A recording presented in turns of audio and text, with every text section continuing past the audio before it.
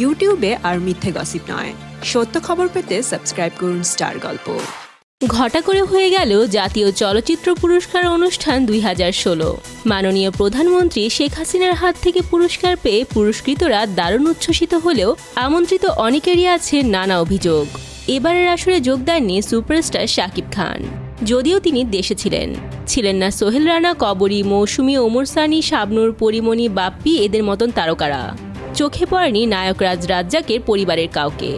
এছাড়া এটিএম শামসুজ্জামান, ওয়াসিম সহ অনেক গুরুত্বপূর্ণ শিল্পীরা উপস্থিত ছিলেন না। এ প্রজন্মের অনেক নায়ক নায়িকা ও গায়ক গায়িকাদেরও দেখা যায়নি।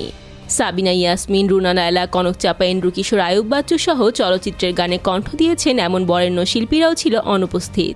অনেকেই দাবি করছেন অনেক গুরুত্বপূর্ণ মানুষ আমন্ত্রণপত্র পর্যন্ত পাননি।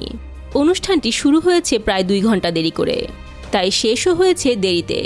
বিকাল 3টা থেকে রাত 8টা পর্যন্ত এই দীর্ঘ সময়ে শিল্পীরা সেখানে উপস্থিত ছিলেন। তাদের মধ্যে শিশু এবং বৃদ্ধও ছিল, কিন্তু এই দীর্ঘ সময়ে ছিল না কোনো খাবার বা পানির ব্যবস্থা। অনেকেই পিপাসার্ত হয়ে পড়েছিলেন।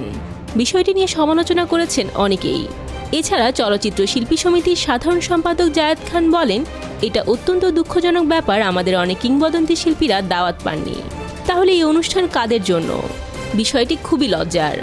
এছাড়াও অভিযোগ আছে চলচ্চিত্রের অনুষ্ঠানে কেন শিল্পকলা একাডেমির শিল্পীদের দিয়ে ক্লাসিক নাচ ও বিটিভি শিল্পীদের দিয়ে পরিবেশনা করানো হবে। কেন চলচ্চিত্রের উপর কোনো নেই তথ্যচিত্র? চলচ্চিত্রের অনেক শিল্পী অভিযোগ করেছেন কিংবদন্তি শিল্পীরা দাওয়াতের তালিকা থেকে বাদ গেলেও বিটিভি শিল্পীরা বাদ যাননি। চারিদিকে শুধু ছিল বিটিভির ব্যাচ পড়া মানুষের সমাগম।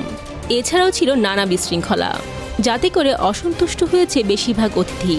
তো বন্ধুরা, জাতীয় চলচ্চিত্র পুরস্কারের মতন একটা বিশাল আয়োজনে এ ধরনের বিশৃঙ্খলা বা আক্ষেপ নিয়ে আপনাদের কি মতামত? কমেন্ট করে জানিয়ে দিন। সাবস্ক্রাইব স্টার গল্প আর বেল আইকনে ক্লিক করতে ভুলবেন না।